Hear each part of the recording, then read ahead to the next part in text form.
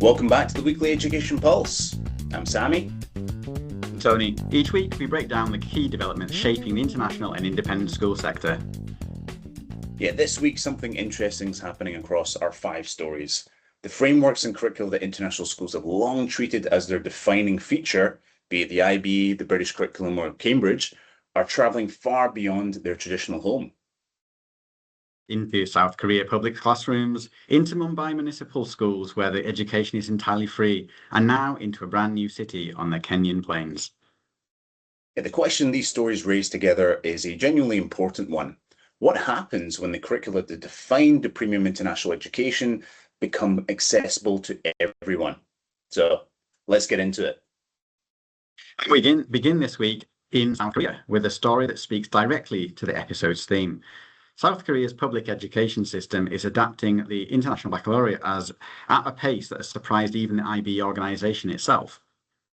Yes, it's 2019 when the Daegu and Jeju education offices signed Korean language implementation agreements with the IBO. The program has spread to 12 provincial and metropolitan education offices across the country. And that's a remarkable rate of adoption for a system that historically been defined by its highly competitive standardized exam culture. The argument for why this is happening is compelling. The author of this piece, the Director of Education and Innovation Research Institute, argues that the IB's adoption is not actually a departure from Korea education values, it's a fulfillment of them. Yeah, the key concept here is Hongik Ingan, the foundational ideal embedded in South Korea's framework, the Act on Education. Its purpose is to contribute to realizing the ideal of universal human welfare. And the IBO's regional director for Asia Pacific has explicitly stated that this ideal is aligned with IB philosophy. Both, at their core, are about transcending self-interest to pursue the common good. And IB's goal of developing lifelong learners who understand that others, with their differences, can also be right, sits directly alongside what Hongik Ingan has always called for. So why hasn't Korean public education reflected these values in practice? Well, the answer, and the piece argues, lies in the assessment paradigm. 12 years in a system where different answers are wrong answers does not produce students comfortable with difference. And AI is about to make that problem significantly worse. Because examinations that only reward a single correct answer are exactly the kind of assessments that AI renders obsolete. The IB's approach of essays, oral examinations, projects, graded on persuasiveness and completeness, is trusted by universities precisely because it develops the kind of reasoning AI cannot replicate. Yeah, and what South Korea is doing is not simply importing a foreign curriculum, it is using the IB as an operating system to make the educational philosophy it has always articulated actually work in classrooms. That is a significant distinction, and it has implications for any country grappling with the gap between educational ideas and assessment reality. Second story takes us to Mumbai, where the city's municipal corporation, the BMC, is running 2 schools that are quietly doing something remarkable. One offers free Cambridge IGCSE education, and the other offers free IB, and the parents are clearly lining up. Yeah, LK Wagji School in Mutunga is the only IGCSE school run by any civic body in Maharashtra. The Vile Parley International School is the only IB school in Mumbai's western suburbs run by a municipal body. Together, they form the front line of the BMC's experiment to bring world-class schooling within reach of every family, regardless of income or background. The scale of demand tells its own story. Both schools receive over 200 applications each year for a very limited number of places. The student body is genuinely mixed, children of government officers alongside those from middle-income and lower-income families. The assumption that international curricula only for the elite does not hold here.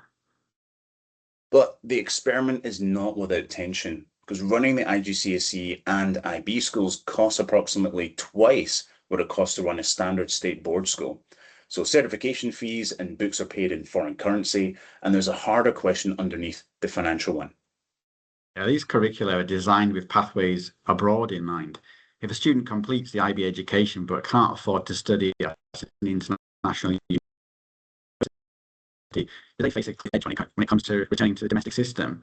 A senior BMC officer raised this concern directly, and it has led to the corporation to take a cautious approach to further expansion.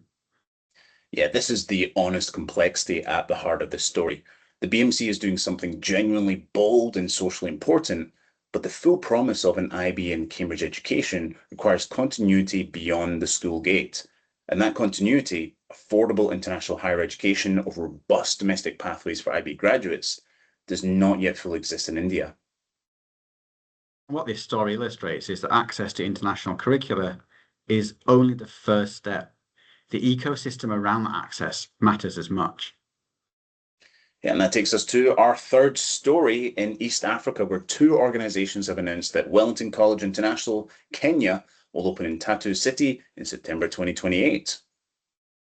Partnership is between Rendever, the developer of Tatu City, one of Africa's most ambitious new urban development projects, and Wellington College Education, the global network attached to one of the UK's most prestigious independent schools. Yeah, the school will be co-educational, day and boarding, catering to 1,500 students aged 3 to 18. It will follow the English national curriculum through to A levels, with Wellington College's characteristic emphasis on sport, music, and the arts, alongside academic rigour.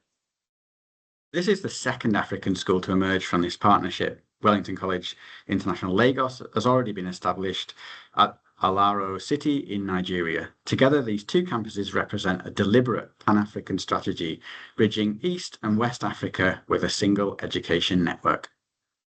Yeah, Tatu City itself provides important context. It has attracted $3.5 billion of investment to Kenya and created more than 30,000 jobs over the past 5 years. It is the kind of urban development that generates exactly the profile of international workforce that demands premium education for their children. The founder of Rendever makes the positioning explicit. Receiving a top British education no longer requires sending your children to the UK. Wellington College International Kenya offers a blend of academic rigour and extracurricular excellence found only in Tatu City and in a country that is increasingly on families' radar as a destination. Yeah, the founding director of Wellington College Education frames it even more ambitiously. He describes Wellington's work at the intersection of artificial intelligence and human flourishing, developed in partnership with the OECD, as offering a model of schooling that is both deeply humane and boldly future-facing. That is a significant statement of intent for a school that will open in 2028.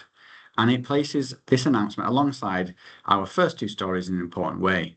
Whether in South Korea or Mumbai or Nairobi, the question of what international education is for and who it serves is being asked with real urgency.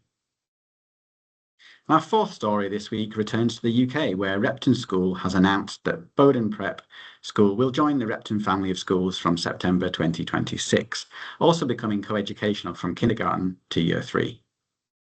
Yeah, Bowdon Prep is a well-regarded prep school in Cheshire. Strong pastoral care, strong academics, and a clear reputation in the northwest of England. So for Repton, this adds another quality institution to a domestic network that the brand is actively building. Repton is one of England's oldest independent schools, founded in 1557, and it is a brand that Cognita has been extending internationally, with schools already operating in the UAE, Qatar, and other markets. So every addition to the domestic Repton network adds weight and credibility to what is, in effect, a global brand being built incrementally. Yeah, the co-education announcement is also worth noting. It reflects a pattern across the UK independent sector, schools expanding their age range downward and opening to all genders in response to evolving family expectations and the practical realities of a more competitive market. Bowden's head described it as a natural and carefully considered evolution. That language matters. The most effective school developments in this sector are ones that feel like a logical extension of what the school already is, not a departure from it. Yeah, for Repton, this is one more piece of a strategy that is coherent across both the domestic and international stage, a brand being built with purpose and patience. And our final story takes us to Australia, where Julian Hill, the Assistant Minister for International Education, has outlined the government's priorities for the sector in 2026. Numbers first. In 2025, Australia introduced the national planning level, capping offshore international student commencements at 270,000. 2027, that has risen to 295,000. So room for growth, but still well below the post-COVID peak. The clear signal is that Australia is competing on quality, not volume.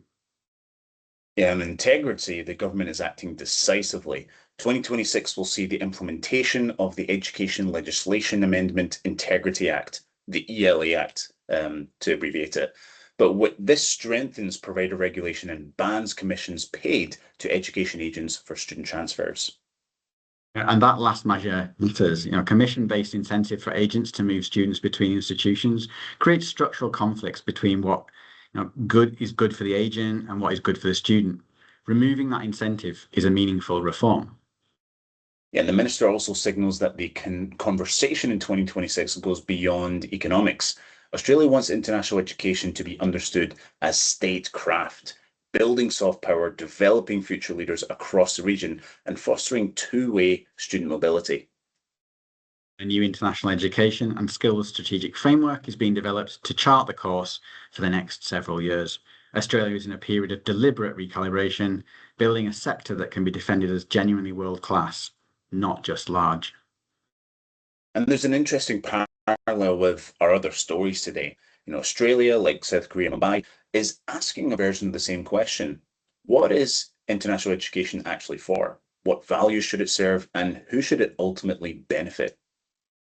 The answers are different in each context, but the question itself is becoming one which is defining conversations in this sector. And that brings us to the end of this week's episode. What connects these 5 stories is a single underlying shift. International curricula and international education models are no longer confined to international schools. Yeah, they're being adopted by South Korean public classrooms, offered for free by Mumbai's Municipal corporation, brought to a new city in Kenya, and extended domestically by a UK independent school with global reach.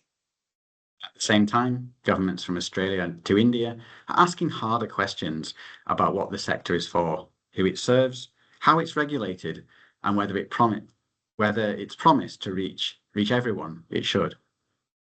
The sector is broadening, and with that broadening comes real complexity around access, continuity, quality, and purpose. Those are the conversations worth watching closely in the months ahead.